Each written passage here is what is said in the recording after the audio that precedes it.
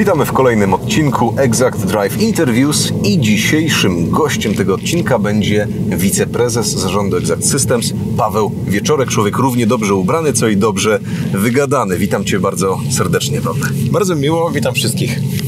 To co, jedziemy z wywiadem? Jedźmy z tym. Jak to przy każdej rozmowie, warto od czegoś zacząć, a w tym wypadku zacznijmy może od tej przeszłości, od tych sytuacji, które wydarzyły się kiedyś. Do tej pory udało mi się już porozmawiać z paroma, powiedzmy, prezesami, wiceprezesami, znacznymi osobami w naszym gronie, w grupie Exact Systems i to, co łączyło wszystkie rozmowy, to tak naprawdę temat tego rozpoczęcia kariery, czyli od kontrolera jakości aż po najwyższe stanowiska. Powiedz, Pawle, jak to w Twoim przypadku wyglądało? No, dziękuję za to pytanie. Moja droga rzeczywiście była inna niż kolegów.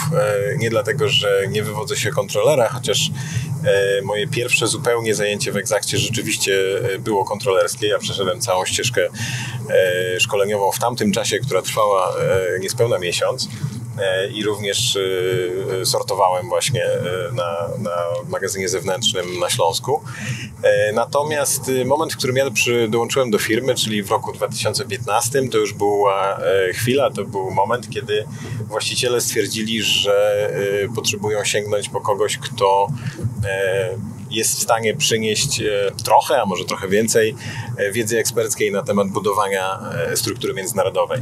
Ja na tamten moment, na rok 2015, miałem ze sobą 3-4 doświadczenia w tworzeniu, budowaniu struktur międzynarodowych, działów eksportu, zatrudnianiu osób odpowiedzialnych, budowaniu takich spółek od początku, więc wydawało się, że to jest że to jest taki dobry match, który rzeczywiście zafunkcjonuje i dotychczasowa historia pokazuje, że chyba można uznać, że zafunkcjonowało. Pozwól mi w takim razie Cię dopytać. Powiedziałeś, że chodziło o rozwój międzynarodowy firmy. W czym się różni, może w takim dużym skrócie tak naprawdę, zarządzanie firmą międzynarodową od tej lokalnej, krajowej? Bo tu rozumiem, że ten przeskok był najważniejszy. Wydaje mi się, że podstawowa różnica oczywiście tkwi w mentalu. Znaczy tak naprawdę chodzi o przełamanie pewnej granicy we własnej głowie, która pozwoli bądź zablokuje ekspansję, rozwój, w tym przypadku międzynarodowy. Wydaje mi się, że cała reszta to są tylko technikalia, a w przypadku i Pawła, i Lesława od pierwszego spotkania, które mieliśmy, wydawać by się mogło, że nasza rozmowa jakby od razu przebiegała w bardzo podobnych korytach, w bardzo podobnych rytmach. Bardzo podobnie rozumieliśmy to, co jest kluczowe dla rozwoju firmy. Bardzo podobnie widzieliśmy te kluczowe kroki do tego, żeby dalszy rozwój firmy nastąpił.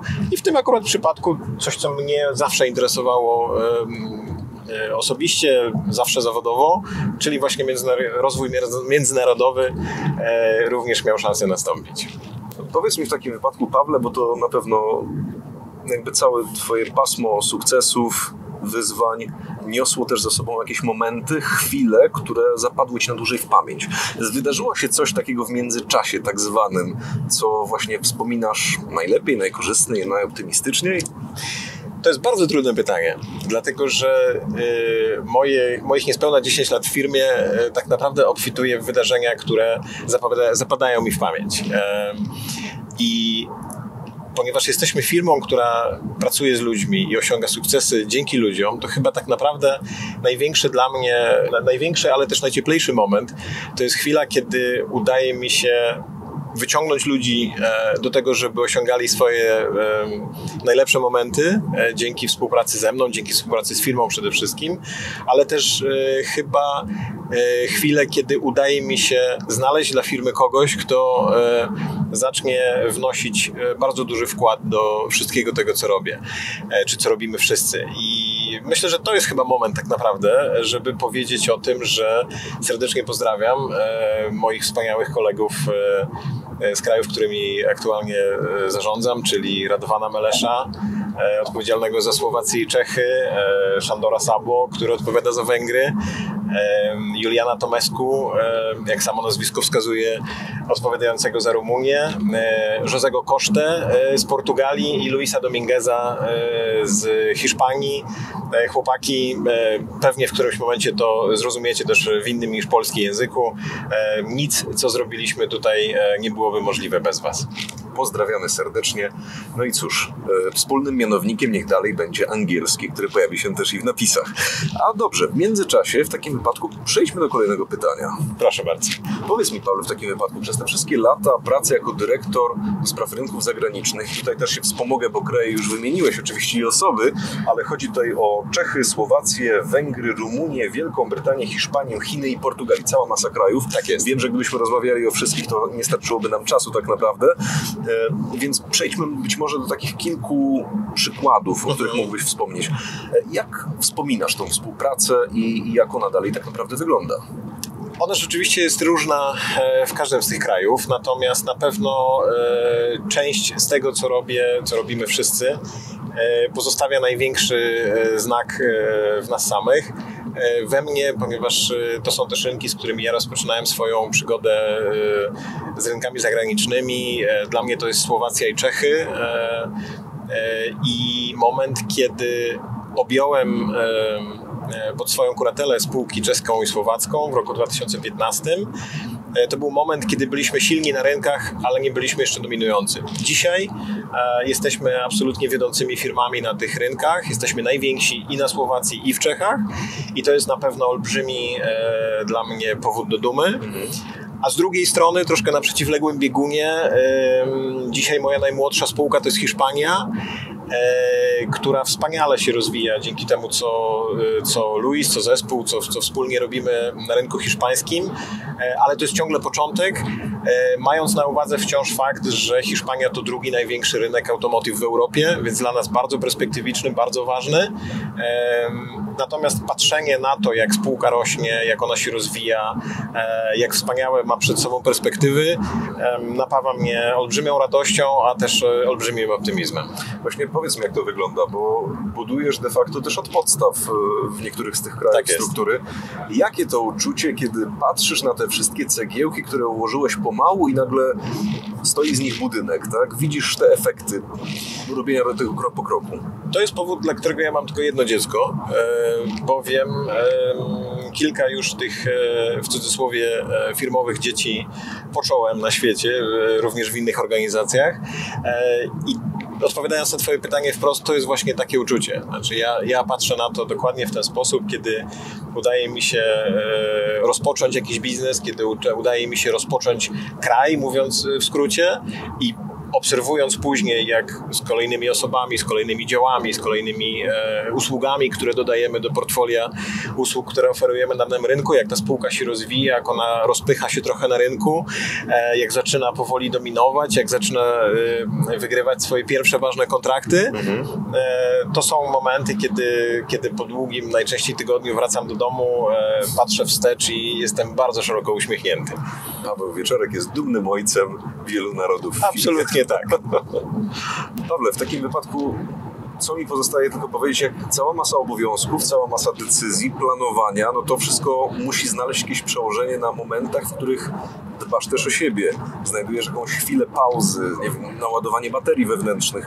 Co takiego robisz w życiu prywatnym, co pomaga Ci być lepszym wiceprezesem? To jest jedno z trudniejszych pytań.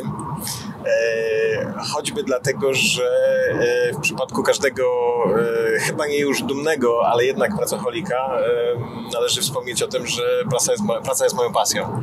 Ja kocham to, co robię, uwielbiam zajmować się tym, czym się zajmuję, w związku z tym to jest dla mnie bardzo naturalne środowisko do życia. Oczywiście nie da się żyć tylko tym, o czym najlepiej wie moja rodzina, bo oni, czy one, moje dziewczyny najczęściej cierpią z tytułu tego, że towarzyszą mi częste wyjazdy służbowe, one często są dłuższe niż krótsze. Natomiast ponieważ żyjemy ze sobą już dobrych kilka lat pod jednym dachem, wygląda na to, że chyba uda nam się utrzymać to status quo. Oprócz tego jestem szczęśliwym posiadaczem hobby, mianowicie nie wyobrażam sobie życia bez sportu, co skądinąd w moim przekonaniu jest gwarantem tego, że powinno się nam też udawać w biznesie. Myślenie o sporcie przez pryzmat konkurowania, przez pryzmat wygrywania, przez pryzmat rywalizowania jest niczym innym jak przekładanie tego, co robimy na co dzień w pracy na niwę prywatną. A w Twoim przypadku jest to sport solo, czy raczej team play? Powiedziałbym, że to jest, jak powiedzieliby Słowacy, bowiem ja jestem od wielu już lat, kilkunastu już tak naprawdę lat biegam. Zatem jest to ewidentnie dyscyplina solo, ponieważ ja unikam z kolei startów grupowych, więc jakby dla mnie to jest taki moment na osiągnięcie takiej równowagi duchowej, ale jednocześnie moim absolutnie ukochanym, ulubionym sportem jest koszykówka, której nie da się z kolei wygrać w pojedynkę. Zwłaszcza jak się jest niczemnego wzrostu jak ja, więc jakby wówczas trzeba szukać zagrań zespołowych, trzeba umieć grać drużynowo i to też się znakomicie później naturalnie przekłada na wszystko to, co robimy w życiu. Natomiast nie samym sportem człowiek żyje. Ja jestem też pasjonatem czytania, uwielbiam książki, najczęściej historyczne. To spojrzenie też jakby na historię daje mi trochę więcej zrozumienia, jak funkcjonują kraje, którymi ja się zajmuję. Jakby to jest dla mnie też znów połączenie tego, co pracowe z tym, co prywatne, ale znajduję w tym odpoczynek. Wchodzisz na nowy rynek i poszerzasz bibliotekę. Mam szczęście, kiedy nie muszę otwierać zupełnie nowych gałęzi biblioteki, a sięgam już na półki, których dawno nie odkurzałem, bo to jest nowy kraj. No, tudzież ewentualnie zawsze można czytnik elektroniczny, chyba że akurat jesteś pasjonatem tradycyjnego zapachu druku. Muszę powiedzieć, że tak. Znaczy, nie dość, że zapachu druku, to rzeczywiście kolekcjonuję książki. Lubię je jako przedmioty. Praktycznie cała nasza rozmowa opiewa na tematy międzynarodowe, no i w sumie pozostając w tym temacie, chciałbym się od Ciebie dowiedzieć jako specjalisty, eksperta, jak to jest w kwestii takiego definiowania sukcesu rozwoju międzynarodowego, bo zdaję sobie też z tego sprawę, że pewno nie tylko w Polsce, w innych krajach również, kiedy ktoś decyduje się na rozwój międzynarodowy, może wjechać w taką ślepą uliczkę. Może tak być i bardzo wiele firm dotyka ten problem. Wydaje mi się, że to, co definiuje sukces międzynarodowy, to oczywiście pozycja danej firmy na rynku. My jesteśmy w tym dobrym miejscu, w którym możemy mówić z pozycji firmy, której rozwój międzynarodowy ewidentnie się udał, bo też grupa Exact Systems w dużej mierze definiuje biznes na wszystkich 13 rynkach. W moim przekonaniu to, co stanowi o sukcesie, to, co pomaga na pewno, to szacunek, którym należy darzyć lokalnych menedżerów i uwarunkowania, które towarzyszą nam jako firmie, która decyduje się na ekspansję. To nigdy nie jest tak, że mając doświadczenia z jednego rynku, one będą się automatycznie powielać na inne rynki. Kraje są różne od siebie. Kraje są różne, tradycje biznesowe są różne, podejście do robienia biznesu jest różne. Ten szacunek dla aspektu kulturowego prowadzenia biznesu w moim przekonaniu jest niezbędny.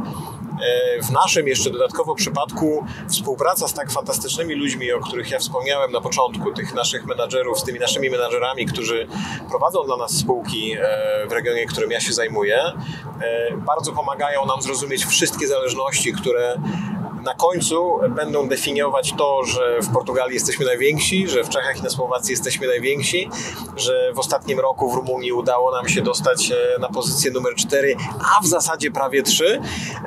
I mam nadzieję, że za chwilę będziemy w ten sam sposób definiować Węgry i mam nadzieję również szybko Hiszpanię. Tak, w sumie jestem aż ciekaw, jakby nam w takim wypadku poszło, czy co by było gwarantem sukcesu, na przykład w takim Liechtenstein albo w San Marino. Domyślam się, że wówczas na pewno musielibyśmy mieć bardzo szeroką kieszeń. Codzienna praca tak naprawdę w takim międzynarodowym środowisku zakłada też pewnie wykorzystanie jakichś konkretnych narzędzi, metod. Są pewnie jakieś opracowane takie zasady dobrej współpracy, żeby ta współpraca międzynarodowa działała równie dobrze, co taka współpraca mała, lokalna. Jak to wygląda? Tak, to się nazywa interakcja międzyludzka i stanowi też, jakby nawiązując do wcześniejszych pytań, stanowi też o sukcesie bądź jego braku na końcu drogi, jeżeli chodzi o rozwój międzynarodowy. Natomiast zupełnie serio, wydaje mi się, że w każdej organizacji, czy to lokalnej, czy to międzynarodowej, jak w naszym przypadku, bardzo, bardzo dużo zmieniła pandemia. Pandemia i wymogła, i nauczyła nas, czy tego chcieliśmy, czy nie, operowania online, używania wszystkich narzędzi, które są z tym związane, całego Microsoftu, samej nakładki Teams. Tak, zasadniczo home office wtedy tak na dobre powstał, tak? I nagle okazało się, że bardzo wiele z tych rzeczy można zrobić online. Nie zawsze trzeba się spotykać fizycznie, nie zawsze spotkanie face to face ma sens, choć znowu wracam do tego, co pytałeś wcześniej. Wydaje się, że nic nie zastąpi na koniec dnia jednak spotkania człowieka z człowiekiem. I mówię tutaj zarówno o moich spotkaniach z menadżerami, czy tego najwyższego, czy średniego, czy tego zupełnie niskiego szczebla, jak również oczywiście spotkań z klientami, bo co byśmy nie mówili, czego byśmy nie wymyślili, jak bardzo nie ubralibyśmy tego w kolorowe szaty, wszystko to, co robimy dla klientów i tak długo, jak oni będą akceptować to, że robimy to w ten, a nie inny sposób i wspierać nas w tym, czytaj, dawać nam zlecenia, tak długo będziemy w stanie dalej rozwijać firmę. Wydaje się, że na ten moment chyba udało nam się chwycić taki balans pomiędzy spotkaniami fizycznymi a spotkaniami zupełnie wirtualnymi. Jedno bez drugiego wydaje się, że istnieć nie może, a jak mówię, pandemia nauczyła nas korzystać z narzędzi, które wszyscy wcześniej też mieli, ale korzystaliśmy z nich na pewno w daleko mniejszym zakresie.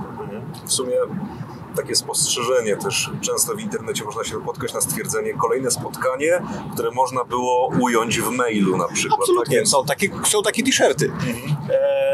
Jestem gorącym orędownikiem, jest wiele spotkań, szczególnie wcześniej, których spokojnie mogło nie być. Nie mów nikomu, ale dzisiaj też takie się zdarzają, ale zdarza się, że zdarzają się coraz mniej.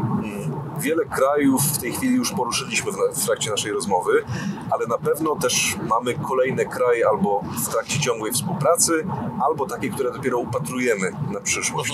Czy jest coś z tych planów, licznych na pewno planów na przyszłość, z którymi mógłbyś już w tej chwili się z nami podzielić? Wiele tego nie ma, bowiem cały czas na ten temat dyskutujemy, a niedobrze chyba byłoby pokazywać takie plany, zanim one się rzeczywiście zaczną materializować. Natomiast nie będzie wielką zdradą jakiejś tajemnicy, jak powiem o tym, że zastanawiamy się, żeby podążać za rynkiem motoryzacyjnym, który coraz bardziej z tej globalnej wioski przenosi się do wioski skupionej wokół Europy.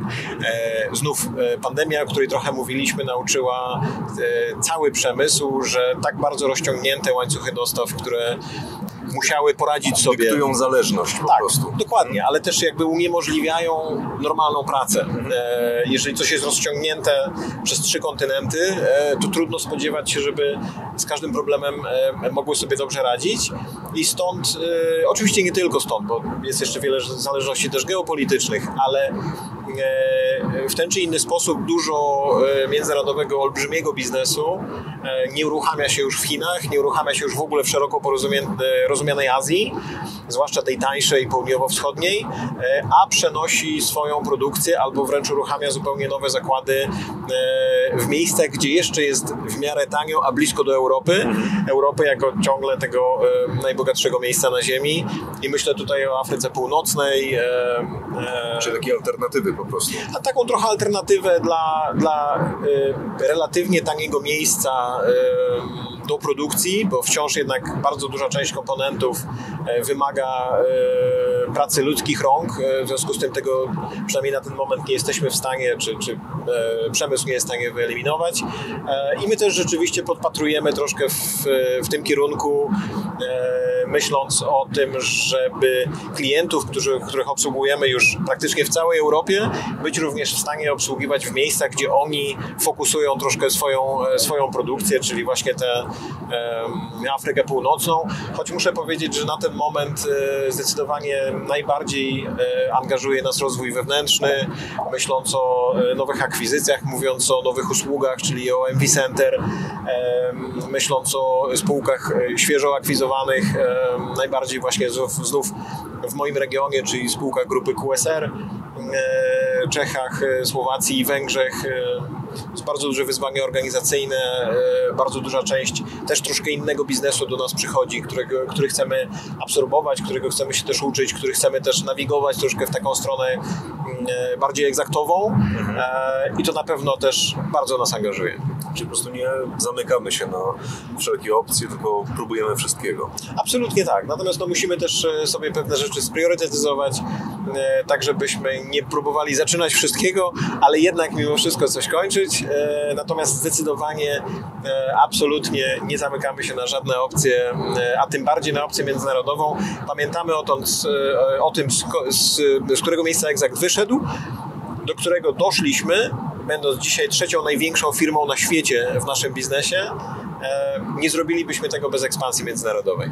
A czego chciałbyś życzyć firmie? Albo nawet czego możemy życzyć Tobie? Ja chciałbym być świadkiem tego, jak stajemy się numerem 1. Z trójeczki wskakujemy na 1 i wtedy, Pawle, będziesz zadowolony. Będę szczęśliwy, więcej niż zadowolony. Byłem świadkiem stawania się numerem 3. Opowiadałem trochę o tym, jak przyłożyłem rękę, a na pewno byłem świadkiem stawania się numerem 1, czy w Czechach, czy na Słowacji, objęcia numeru 1 w Portugalii, bo to jest firma też, którą akwizowaliśmy do grupy. Obserwowałem i kontrybuowałem jako grupa krajów do wyniku, który pozwolił nam zostać numerem trzecim na świecie. Czas na 1. Tego Ci w takim wypadku życzę i tego Ci życzymy. Bardzo serdecznie dziękuję. Dziękuję bardzo za tę rozmowę. Paweł Wieczorek, wiceprezes zarządu Exact Systems. Dziękuję Ci ślicznie. Dziękuję pięknie, dziękuję Wam wszystkim.